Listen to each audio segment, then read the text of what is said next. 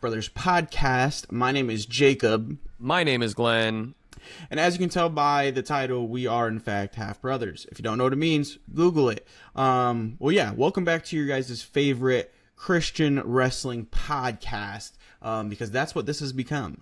We really just talk wrestling and faith. And sports. You know, we talk a lot of sports too. But mainly I call it the wrestling podcast because what are we talking about today, Glenn? I think we're going to talk about wrestling. We're going to talk about wrestling.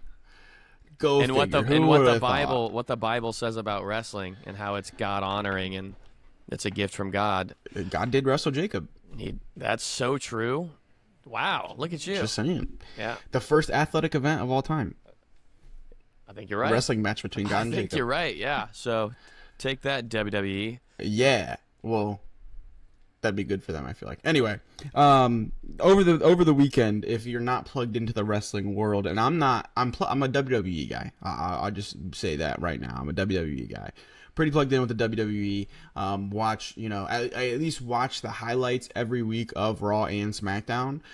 So pretty plugged in there. I do know quite a few wrestlers on the indie scene, or New Japan, or the other company that we're going to be talking about today, which is AEW. So this weekend, AEW had their WrestleMania. All In is their WrestleMania. I'm not sure if you knew that, but that is their WrestleMania. That's their big event of the year. That's why it was in such a big stadium. There were so many people there. It was their big event. And I didn't watch it, but I did watch the highlights.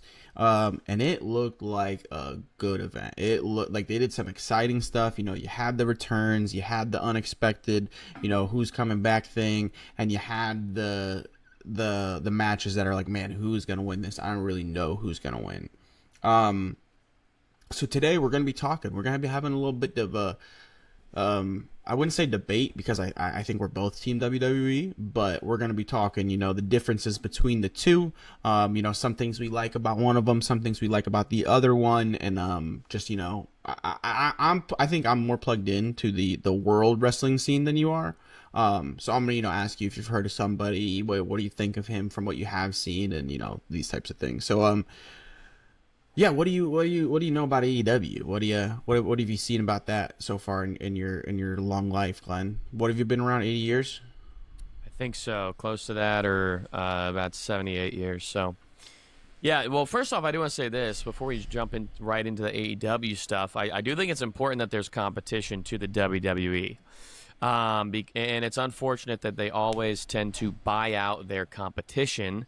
So they did that with WCW. They did that with ECW. They did that with TNA. And TNA was probably the weakest competition they had towards the end there. For a minute, TNA was strong, but then I know it kind of lost a lot of ground. When we were like young kids, TNA was strong. When they had the, what is it? What's the 6-sided ring? Wait, it wasn't 5. It was 6 sides. 6 is a hexagon. Is that a hexagon? Yeah, hexagon. So. Yeah, I think that's right. Because UFC's 8 and it's octagon. Yeah, UFC's octagon, hexagon. I don't know what. Yeah, we'll say hexagon. There was a 6-sided ring, and it was crazy. And apparently the wrestlers hated that. It was just to be different than WWE. It was to be different, and it worked because I watched it like, wow, that's different. But they had some good guys on there, man. That's where AJ Styles came from. Kurt Angle was there when I was watching. Booker T was there when I was watching. Like, they had a lot of like high level guys. They had a few. I didn't know Kurt Angle was a WWE guy because that's when I started watching wrestling, and he was in TNA. Oh, okay, yeah, that makes sense. Yeah, okay, yeah. Yeah, he did. He helped take them to the next level. Oh, yeah. So did Sting. Sting is one of the biggest names of all time. Sting was there. I think Scott Steiner was there at one point. He was. Really, a lot of the old WCW guys that didn't like the WWE went to TNA later on. But I think it's good to have competition because some of the best moments for wrestling is when there's another brand that they can compete with. I think when the WWE doesn't have competition, or when anything doesn't have competition, yeah, it's stale. So I think it's good. I want AEW to do well. I feel like they've been... I know, like, for a minute when they had Cody, it was huge, it was great, and then Cody left, and some other people left, and it kind of died down. It seems like it's growing again. Of all places, I actually was in the grocery store last week, and someone brought up WWE. I'm at the cash register, and someone was like, oh, no, man, I can't stand WWE. And I was like, whoa, but, bro, it's John Cena's last year. I just chimed in, and he was like, "Oh, you watch wrestling?" I was like, "Well, I do now because it's John Cena's last year, so I'm back into it." And he was like, "Yeah, I love wrestling too, man, but I'm an AEW guy." And I was like, "Oh, you're not a wrestling hater. You're a diehard wrestling fan, and you're a loyalist to AEW." And he probably has some very strong opinions. But I'm just trying to leave the grocery store, so Right. I just said, "Hey, that's great. AEW seems cool, and like I need to go. So just put my stuff in the bag, please." And Oh, it was the cashier. it was literally the cashier and his cashier behind him at Trader Joe's. But one of them was cool. The other one was like really angry when I said I liked John Cena. So he was like, "Are you really satisfied with what's going on?" I was like, "I mean, dude, John Cena's old. Like, it's not going to be." Yeah, I think it's great so far. I think it's great. But all I was saying is, I think competition's good, and I hope AEW continues to kind of build back up and rise again and get some momentum again, because it's good for the WWE to have competition. And I know a few years ago, was AEW bigger or better than WWE for about a year or two? Didn't that take place for a minute? I don't know. Or it was up there with the ratings at least? It was up there with the ratings. It was looking like it was going to be a real contender, and then they started doing the Bloodline Roman Reigns push, and it was kind of all WWE after that.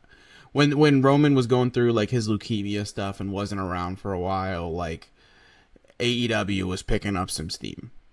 And it's crazy to think too, because it's like when AEW was picking up some steam was like when Roman was out, and now you think like, oh well, Roman's not really doing anything anymore. But now they have so many like big names, like Punk is back, Randy's back, and he's like in the primetime scene.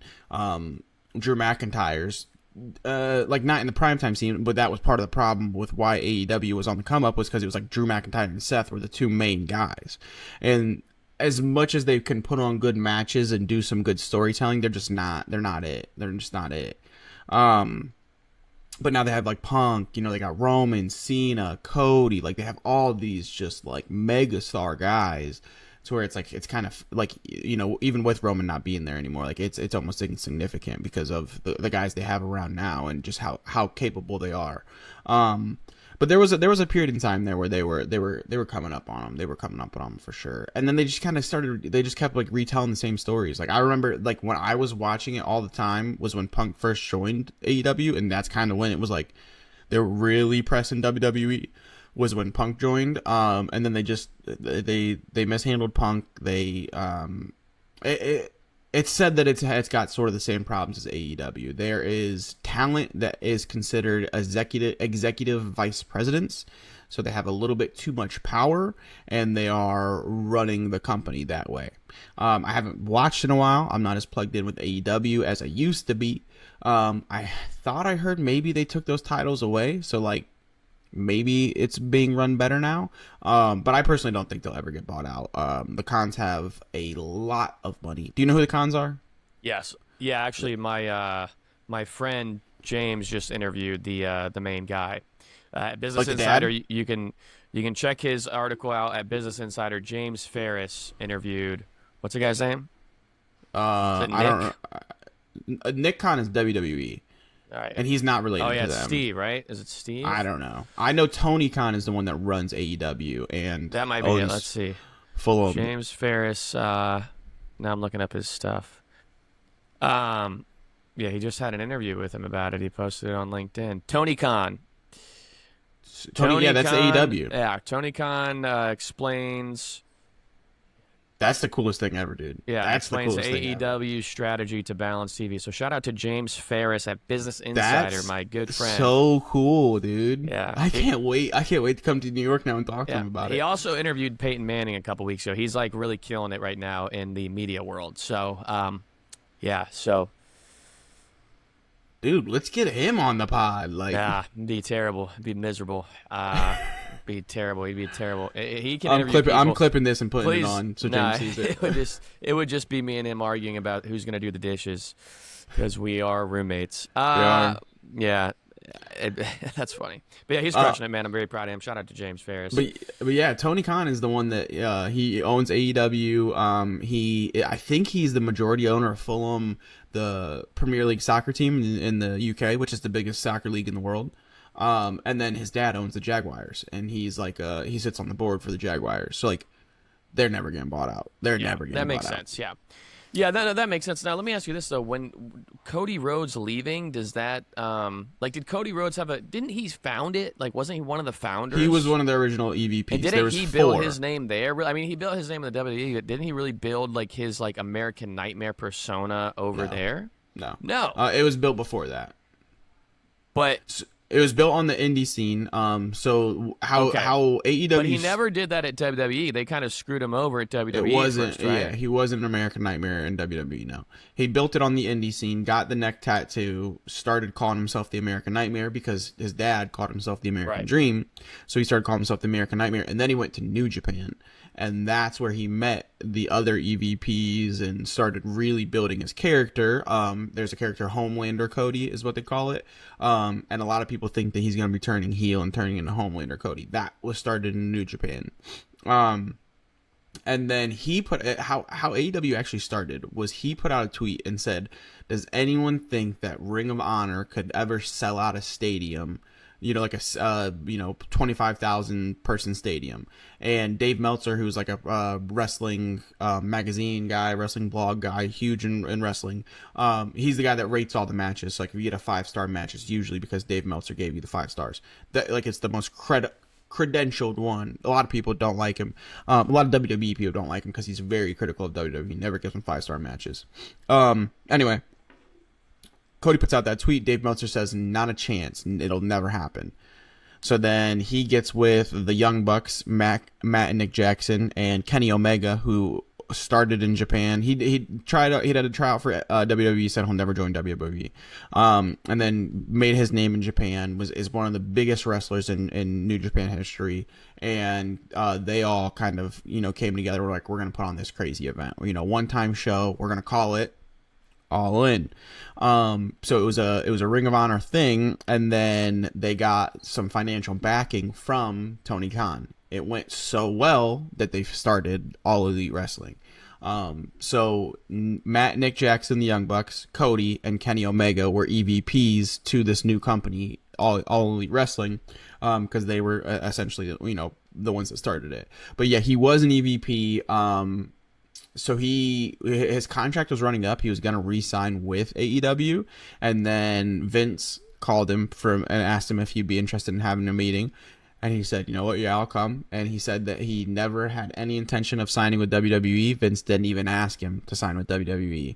They just kind of chit-chatted for about 2 hours and, talked about life, talked about how he, just had a kid. He was becoming a father now. And, just kind of talked about, like Dusty and all this other stuff. And he was like, that made me kind of realize maybe they've started to turn the page. Maybe they're a new company. And then he started saying that he was interested in signing there. And then a couple months later, he's not on AEW TV anymore. Pops up at WrestleMania and wrestles Seth Rollins, and now he's in WWE. Probably the biggest star in WWE, which is crazy because he in AEW they were not pushing him at all. He was not in the world title scene at all the entire time he was there. Like not even close. He was they have a TNT championship because they started out broadcasting on TNT, and he was like that guy. He was the guy that was constantly in the title scene for that. They'd never put him in the world championship. Dang. Yeah, kind of shows how dumb they were because look at him now. Look at him now, and yeah, man. So that's kind of that's all news to me. Everything you're telling me, like some of the things I know, some of it's new.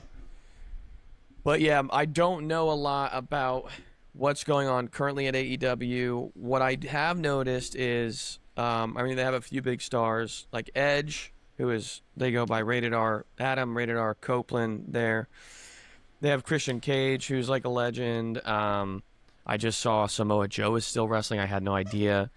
I know they have some other guys, but yeah, I don't know Chris much Jericho's about the story. there. Yeah, he's just so old. He looks bad. He should not be wrestling anymore.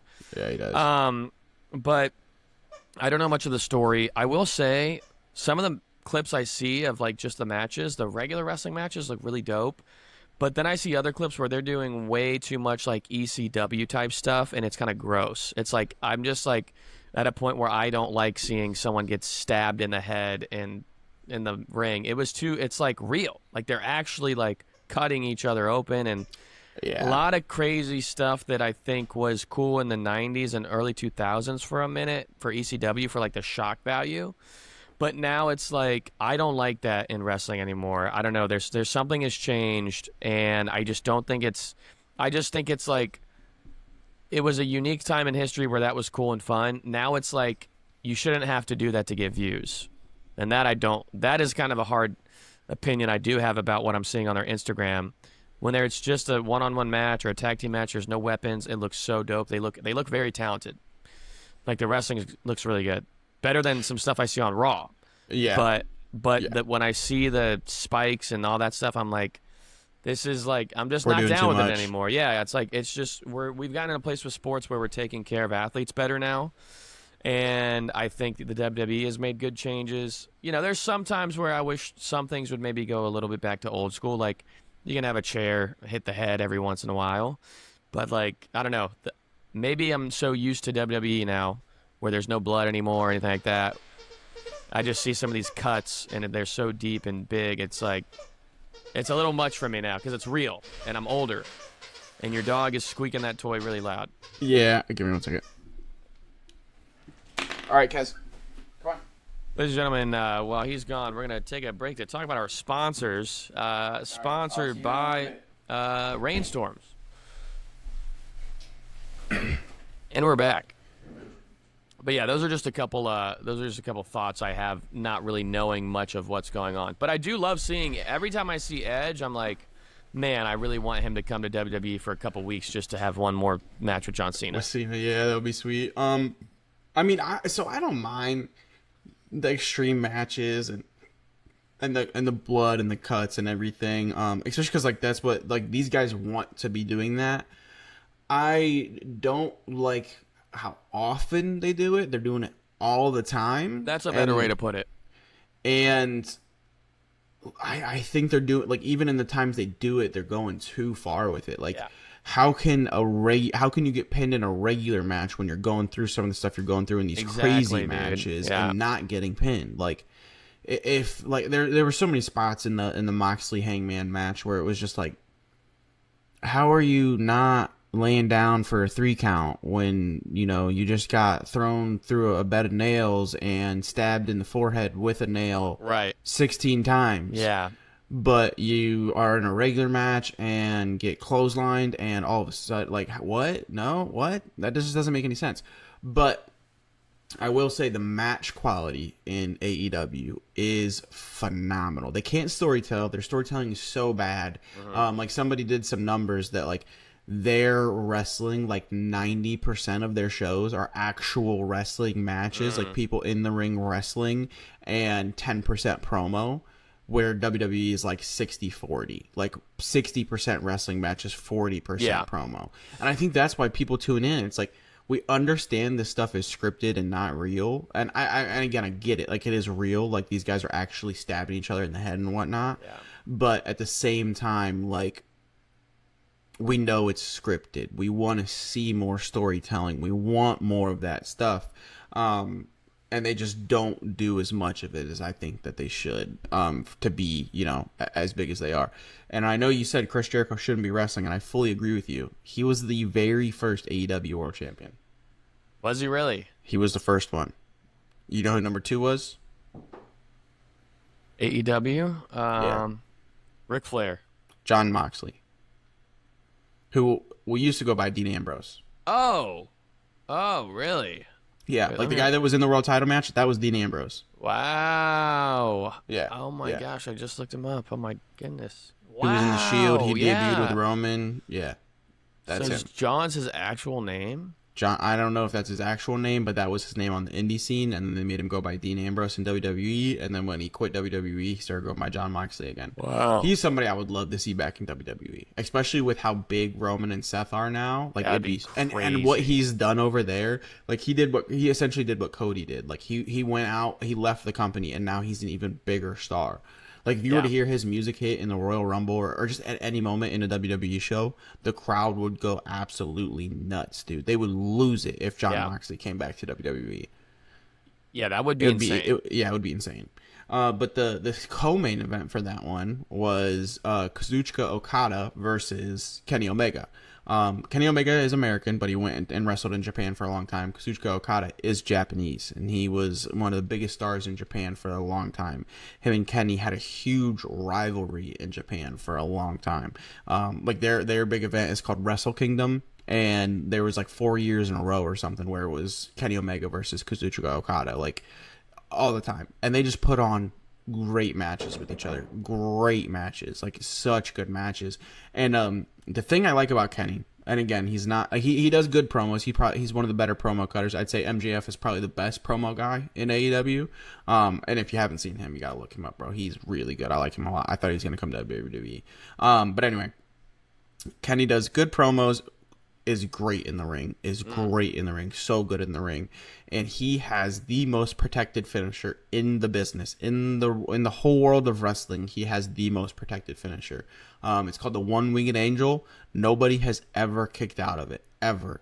Anytime he does that, like like if you watch that highlight thing and saw the match between him and Okada, he does the move and the crowd just loses it because he doesn't do it every match. And when he does do it, it's like, okay, this guy's staying on his back for 3.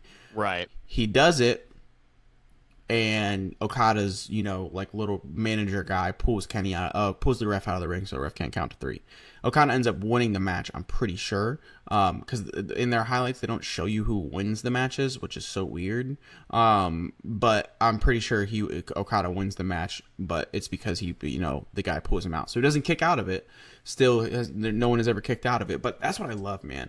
If you have a finishing move, it should finish the match. Like, not only like. Another thing I hate about pro wrestling, and one of the things the AEW guys just all the freaking time, is the super kicks, bro. The Sweet Chin Music was the best finisher of all time. Like, can you imagine? Like, boom, right to the freaking chin, bro. Like, that would jack somebody up. Yeah. And it was such a good move. Now everybody's doing them. They just lost their luster after Shawn, retired and everything. But nobody's finisher is protected. Roman has to do 12 spears to, pin CM Punk or Seth Rollins nowadays, and it doesn't even work. Like that. I mean, that match was great. That triple threat at Mania was great. Yeah. But you shouldn't have to do 12 spears to put somebody out. Like, it's ridiculous. And I mean, now Cena's not even using the AA to finish matches. He's just hitting people upside the head with the title. But like, still, like, somebody bring back the protected finisher where you do this move and you're like, okay, the match is over. He's staying on his back. He is not kicking out. I think the person they should do it for is Gunther. He doesn't have a real finishing move. The only thing he does is put people in a sleeper hold, or he just beats the crap out of them, power bombs them 4 times, and then boom, it's over. Come up with a move, man. Come up with a move. You're like you've been champion like 90% of your time in WWE. Come up with a move. You're already loved backstage. Make it super protected, and he will skyrocket. I guarantee if Gunther had a protected finisher, he'd blow up. He'd blow up to the moon. I do want to talk about him, actually. If you know what, why don't we talk a little bit about Saturday night's main event real quick? Okay. Some of the results of that. First off, you mentioned a few of these names. Let's start with Seth Rollins. Yeah. Looks like he'll be out 5 months. 5 months? That's what I just read on Twitter, yeah. Okay. There was a report that it looks like he'll be out at least 5 months. Did they say what it was? I don't think he's getting an MRI. I don't know that there's results. All I saw was 5 months. But I had also read a report, so yeah, it's just saying that, well, it looks like there's conflicting reports. What I'm seeing here is Triple H said it's not looking good, and there's a bit of conflicting information coming from a few different sides. So anyway, it's looking like, though, it'll be a long-term. We're not sure if it's a long-term or a short-term injury, but it's looking like minimum it's probably going to be 4 months that he's out. But 4 months, that's a minimum. It could be worse, they're saying. So anyway, that was heartbreaking. That looked bad. I mean, yeah. I'm pretty sure everyone's saying that he was supposed to win that match. Oh, for sure. So, which if he would have won that match, remind me, was that a contender match? No. Okay, so that was just a match against LA Knight. Yeah. And LA Knight, you could tell, like, he didn't realize what was going on. He almost started wrestling him again, and the ref was like, she really was like, no, get back. And then that's when they realized, okay, this is not good. They changed it up. LA Knight did his quick finisher, and then they ended. And he got out of the ring pretty quick, LA Knight did, because he knew it was. And apparently they changed the ending. So, first off, we're really sad about Seth. But I'm curious. I think you sent me something about the ending being changed. What do you think the ending was supposed to be if that is not how Saturday Night's main event was supposed to end?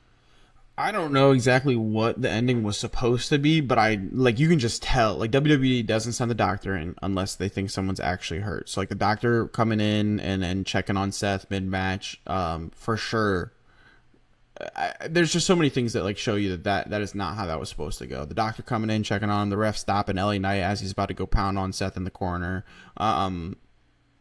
And then, after the doctor goes away and everything, Seth gets up, like, LA Knight instantly hitting his finisher and then winning and then not celebrating at all and just getting out of the ring. Like, all of those things point to this is not how this was supposed to go. So 100% that was not how the match was supposed to end. I don't know how the match was supposed to end, but I imagine Seth was going to win. Braun and Bronson Reed were probably going to come out and get in the way somehow. Just because that's, what they're doing now. But Seth was for sure supposed to win that match, especially with the what they're doing with him right now. They just put the Money in the Bank on him. He's talking about, like, he almost cashed in a couple weeks ago on Cena and Punk. Like, he was for sure supposed to win that match. There was just there was no reason for LA Knight to win, really. Like, what, you would have beat Seth and then you would have got beat up again on Monday night. Like,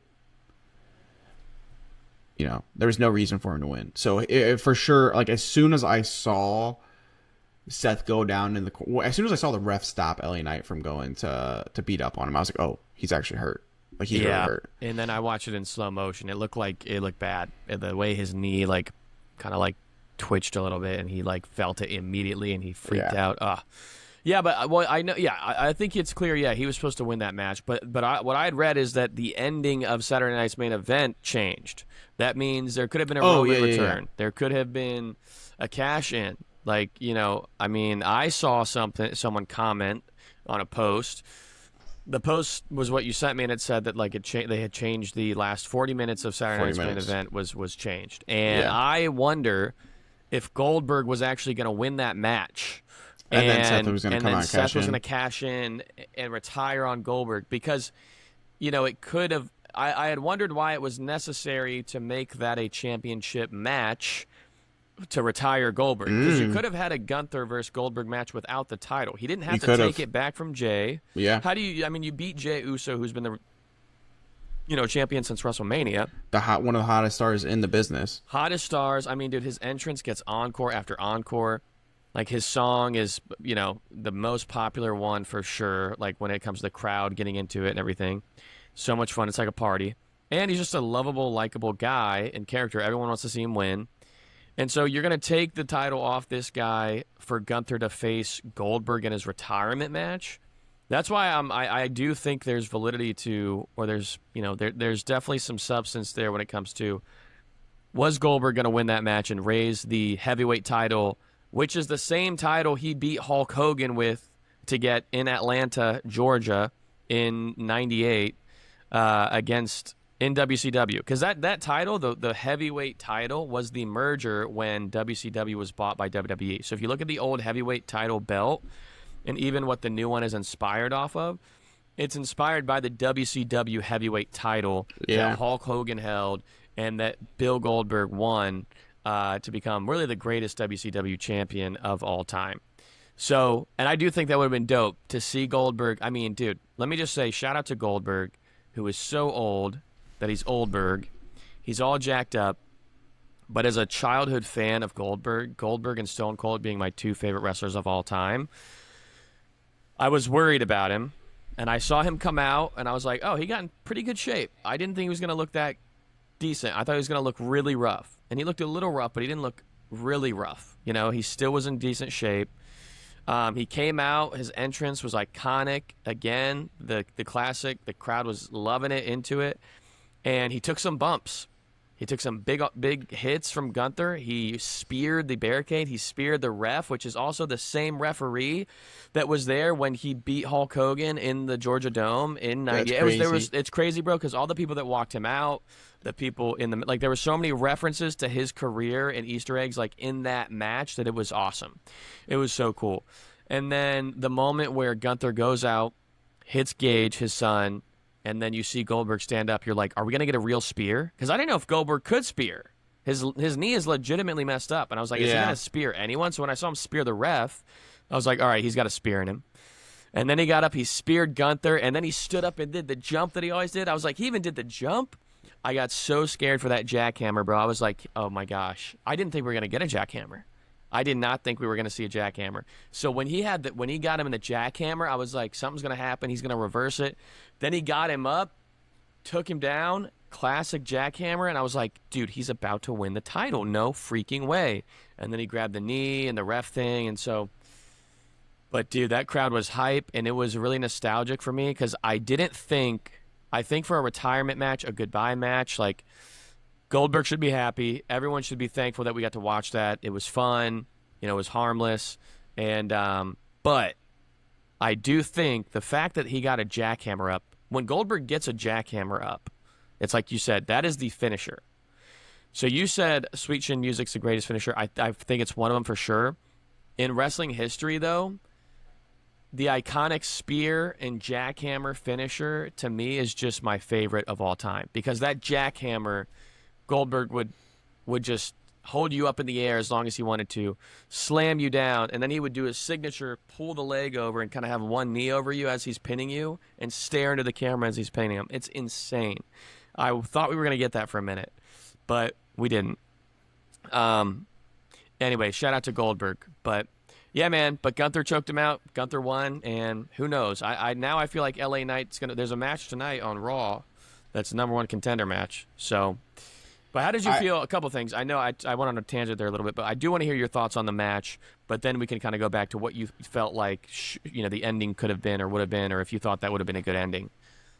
I mean, I thought the match was good. I knew it wasn't going to be that long because Goldberg doesn't have that much in the tank, and it was still longer than most of his matches, which is crazy. I was going to say, yeah, every match since he's sort of come out of retirement, whatever you want to call it, has been on the shorter end. So I knew it wasn't going to be this long blockbuster match, but I thought what they did with it was good. I thought it was entertaining. I stayed watching it. And also, by the way, Gage is absolutely freaking yoked, dude. Dude, I would love to see him wrestle, bro. Yeah. There was when he was doing the last stint that he did, there was a moment where I think Gage was still in high school, and him and his football team are there, and they're ringside and everything, and they get Gage involved a little bit, and he's not nearly as big. And now you saw him in that shirt, bro. He was big. That boy's bro. Jacked. He's jacked, man. So I would love to see him in WWE, especially being Goldberg's kid. There's a lot of aura points you gain from that.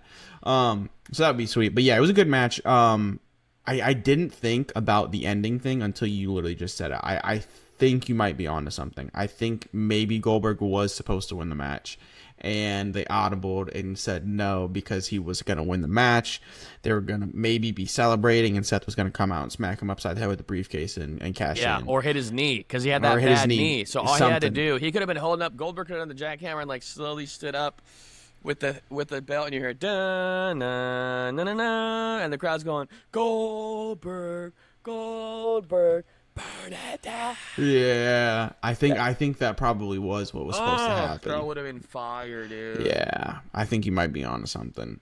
But yeah, it was a good match. I didn't get the chance to watch much of Goldberg in WCW, so I didn't understand as many of those Easter eggs. But I'll go back and rewatch. Definitely watch it. I'll watch somebody explaining what they are. Yeah, because I still won't know if I watch it again. But even if you watch his year, the 1 year he had in WWE from 2003 to 2004 was a solid year. He came back. Stone Cold had his retirement match against The Rock. He put The Rock over. And then the very next night, Monday Night Raw, The Rock's coming out talking, and then the Goldberg just comes in and is like, Rock, you're next. And it was Goldberg's first time in a wrestling ring in like 2 years. Oh, dang.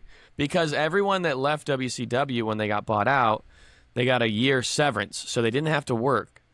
But if they wanted to go back to work, they'd have to work out a new contract with WWE. So he stayed out for a few years, ate up that money, and then was like, got the call from Vince and was like, yeah, I'll come now.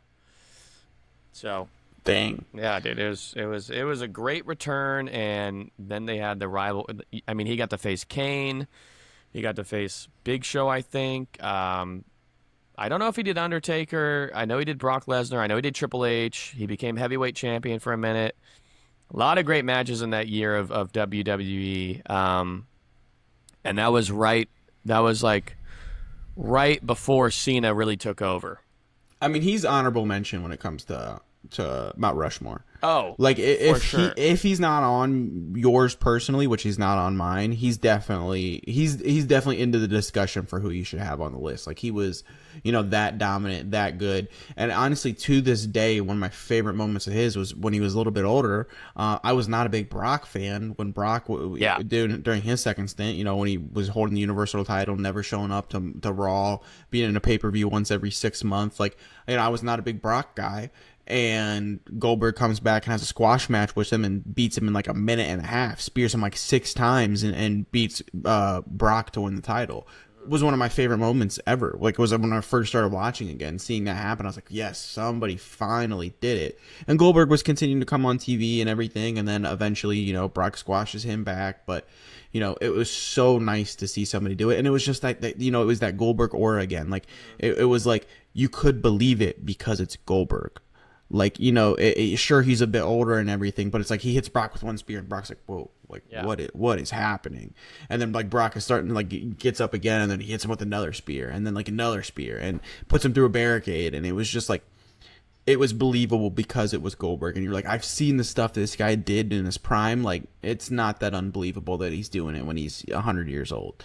So yeah, that was one of my favorite moments, like coming back and watching wrestling again. And everyone, craps on him and says Oldberg and everything, like, oh, they had to make it a minute match because, he's Oldberg, but it was awesome, man. Dude. Like Brock was the unsquashable guy. Like nobody could do that except for Goldberg.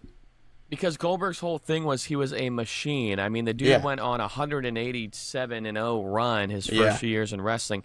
And dude, even in his prime, his matches were short. Because he would come in and just destroy you. Yeah. And they built it up, and he did that for 2 years, and it was always what you wanted to watch. Like, it was amazing. And, his spears, if you look up, dude, he had the best spear of all time. There's no one is touching his spear. And I liked Rhino. He had his gore or whatever he called it. Obviously, Roman Reigns has a good spear. Edge has a great spear. But, Goldberg is the father of the spear, and when you watch him spear Christian, dude, that spear is insane. Did you watch the Chris Van Vliet, whatever his name is? Do you see him at all on social media? Is he the interview guy? Yeah, I've seen him. Yeah. He literally was just talking to Goldberg about it, and he was like, "Which one's your favorite?" And he said that one with Christian. Dude, he was like, "That's the best one. That's the best one ever." It's the best one, and if you haven't seen it, you got to watch it because it looks like he killed him. Yeah, and he says too. He was like, honestly, the most devastating spears are against my friends. Yeah. If he was like, if I'm friendly with you, if I like you, if I respect, if we're buddies, you're getting the best spear, and but at the same time you're trying to take the best spear. You want to be the Christian, you want to be the guy that gets folded in half, look like he's about to get put through the ring, and it might be dead. That's what you're trying to do, especially if it's one of your buddies. You want to put him over like that, and especially if your buddy's Goldberg. Of course you're trying to look like you just died getting speared. But yeah, I will say the last thing I'll say about Goldberg is I got to see him. He went against Hulk Hogan. Beat him for the championship. He went against The Rock, beat him at SummerSlam, or it was Backlash or SummerSlam. He went against Triple H, beat him for the title. He went against Kane, he went against all these greats. The only one he didn't get to go against of that era was Stone Cold Steve Austin. That would have been such a good one. That's too, my dream match. Bald and have a goatee. Yeah, they were the bald goats. Like literally, people would call Goldberg the knockoff Stone Cold, or they'd call Stone Cold the knockoff Goldberg. Like they were actually rivals. Like they weren't in the same company, but they hated each other. And if you ever watched the Broken Skull podcast with Stone Cold, he interviews Goldberg, and they talk about how they hated each other because they were compared all the time. That's crazy. Yeah, but Goldberg did face Brock Lesnar at WrestleMania 20. And the special guest referee was Stone Cold. So the last few months of Goldberg's first run with the WWE, which was only a year because he ended up hating it, he did have Stone Cold in that storyline, and he did get stunned. He got Stone Cold stunned at the end of his match at WrestleMania when he beat Brock. Because the crowd knew that him and Brock were leaving, and they hated Goldberg and Brock for that, because like that was the first time internet leaks started happening. Yeah. Before that, no one ever would have known. But he speared Stone Cold on a Monday Night Raw when Brock Lesnar got out of the way, and then at WrestleMania, Stone Cold remembered that, and Stone Cold stunned him to end WrestleMania 20. And that's how they sent Goldberg and Brock Lesnar out of the WWE the first time. So Wait, so what did they do with the belt? So at that point in time, Goldberg had already lost the title to... Oh, so it was just a match between Goldberg and Brock. Yeah, it was just a match between Goldberg and Brock. I think Triple H took the title back at that point in time. Okay. So, or Shawn Michaels, one of the other guys took the title back. But yeah, man, it was a crazy time. But Goldberg versus Stone Cold, dream match that we'll never see. Could have been something special. I don't know who would have won. I don't know who you root for, who wins, because...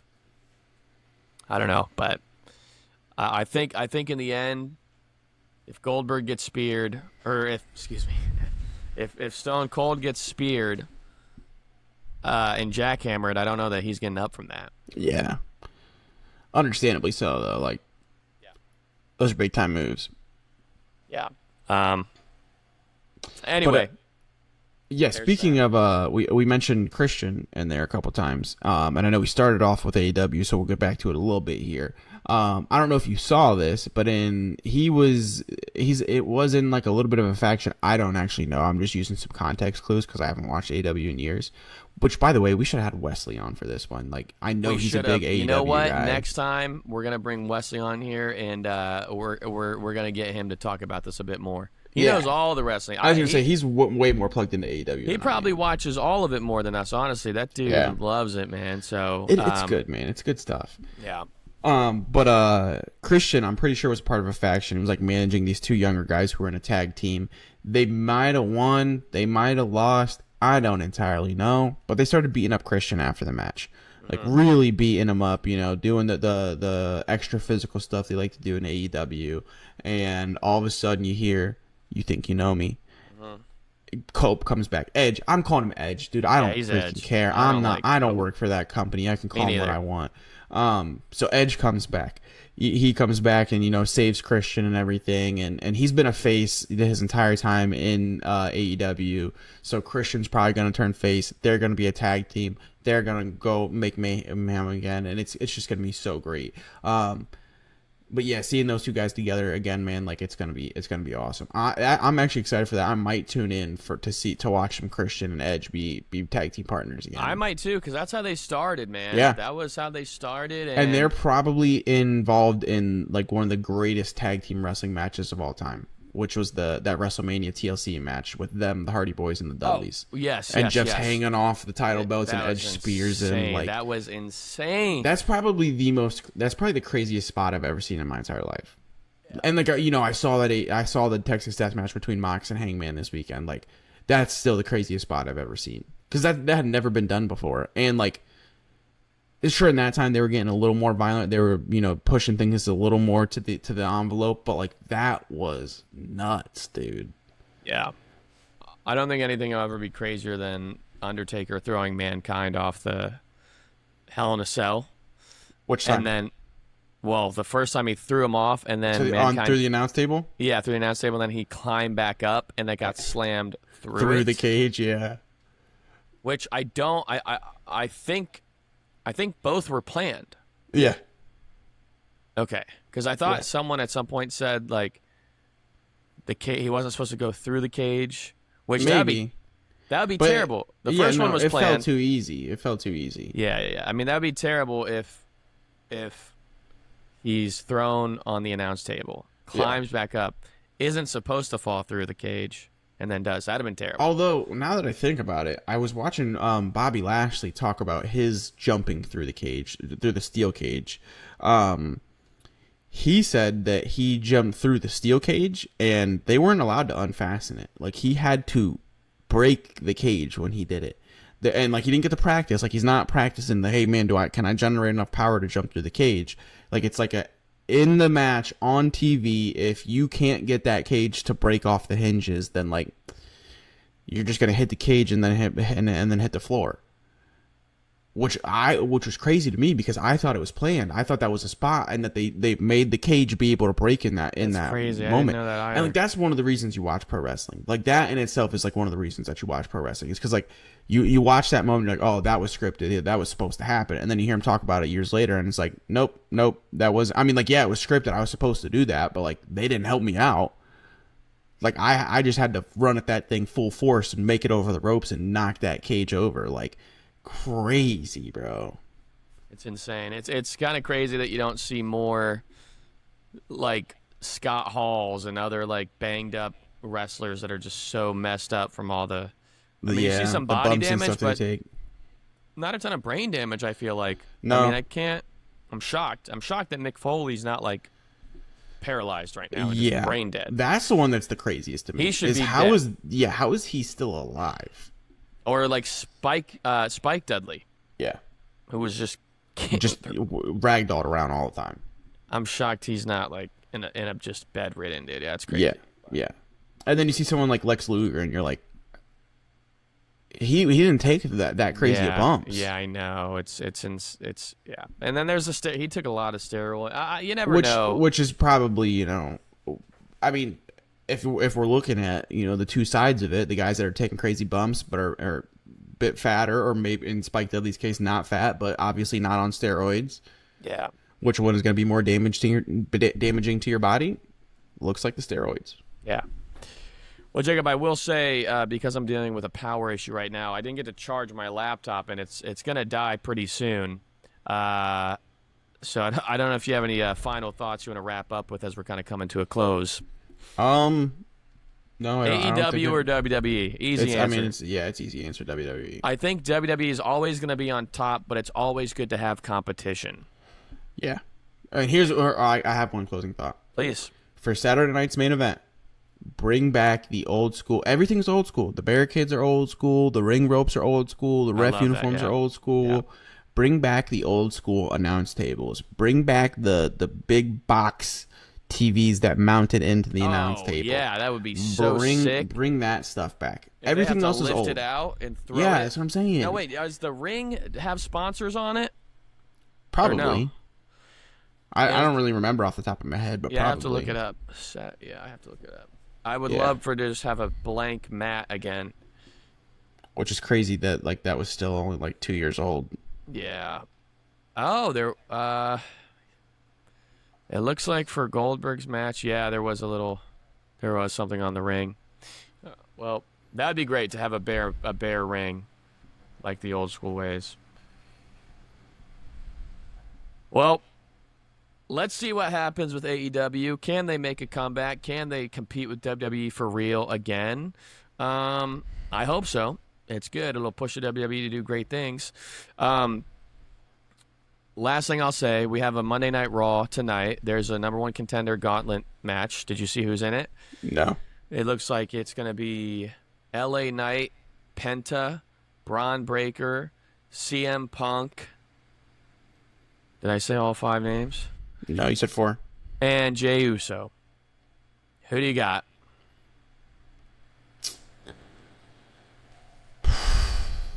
And this is the number one contender to face Gunther at SummerSlam. Oh, SummerSlam. Yeah. Probably. It's not Penta. I can tell you that. No, it's not Penta. I don't think it's Jey Uso either. I don't think they're going to give him another shot. They're not going to give him another shot. So I think it's either Punk or Breaker. I don't think it's going to be LA Knight. I mean, maybe. I would love to see LA Knight deserves it. Braun Breaker, I know they're trying to push. I just think you can't make him the world champion when Seth is supposed to be the head of the faction. Yeah. But Seth is Or gone. maybe Seth comes back and cashes in on Braun Breaker. Oh my gosh. Oh, I remember Or the last thing I wanted to mention, that the other video I sent you on Instagram about Cena. or maybe CM Punk becomes champion. Okay, go ahead. That'd be sweet too.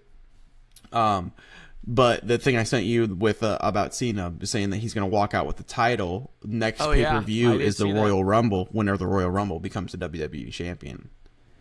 Yeah, I don't know if that'll. I just can't see that happening. Yeah, it seems very possible to me. Like I mean, as it's soon as he possible. said it, I was like, oh my gosh, that's what they're doing. That's what they're going to do. Because they have, so like he said, oh, the only other time they've done this was with Ric Flair. No, that's not the only other time they've done this. They, back in the Authority days, before, when Roman was a babyface and wasn't liked by Triple H, when Triple H was still sort of wrestling, they made Roman was the WWE champion, and they made Roman defend it in the Royal Rumble. They made him be a contestant in the Royal Rumble. He had to go out one and had to win the match to stay the champion, and he didn't. Triple H came out as number 30 and ended up beating Roman to win the WWE championship in the Royal Rumble. So they have done it before. I could see him doing it again. The only other possibility I see now with what happened in Saturday Night's main event is Seth coming back and cashing in on John. Because if it is 4 months, that's around the perfect time. He sits out another month just to recover a little bit more. Boom, comes back, cashes in, takes the belt off Cena. Cena, walks out and doesn't have that belt like he wants to. I have no idea what's going to happen. That would be crazy. I could see that could be cool. I don't know. I hope that everyone's wrong, and I hope they have a trick up their sleeve that I is do like too. just way better than what we all think. I hope Because so. I really don't know what I want to happen. If Cody wins at SummerSlam, I will actually be disappointed. I will be disappointed if he wins at SummerSlam. I think I will be too, and I love Cody. I do too, but I don't want him to be the guy that takes it off John. I would like to see him and Gunther have a bit of a rivalry. Yeah, I would like that too. Because they're both going to stay in the company. That would be a great rivalry. That's what I'm saying. It would be a great rivalry. They're both great in-ring performers. That would be fire, actually. Yeah, it would be. I think I kind of want to see that storyline now. Yeah. So he should lose. Gunther should win. And Cody should start going after that belt and not the WWE Championship belt. I think in the promo, I think in the build-up, in the promo, if Cena says, Cody, if I beat you again, you can never challenge me for this belt again, like he does one of those moves, I think we're going to start seeing Gunther and Cody. And I think that'll be the way that we know Cena's going to win, is if he does the whole, you can't challenge me for this belt again thing. Yeah, we'll see what happens. I don't know. I think I'm with you, though. I would love to see a Cody Rhodes and Gunther. That'd be amazing. Yeah. It is weird. This is a quick comment. No one's talking about R-Truth anymore. It's crazy how for a couple weeks there we were like so hype about him and he's all we cared about, and then we got him back and now we're like, all right. Yeah. It's because he wants to be serious, man. His entire career has been serious. He hasn't been serious. Like we asked for you back because you weren't serious. We fell in love with the not serious guy, and now you want to be serious. It's like, yeah. He did a serious character back in the day for a little while. That's and when I knew him more. He did one with the Miz for a little bit, but it's like, that's not what you're known for, dude. Yeah. Yeah, we'll see. I think, we'll see how it goes. They got to do something cool with it, though. It's kind of died down, but maybe he'll sabotage Cena at some point, or maybe he sabotages Cody. Or maybe he sabotages Cody again.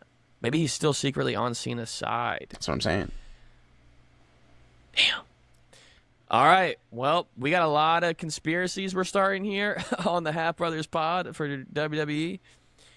The truth is, I have no idea what's going to happen. I think they're doing a good job. I think it's getting real juicy and good.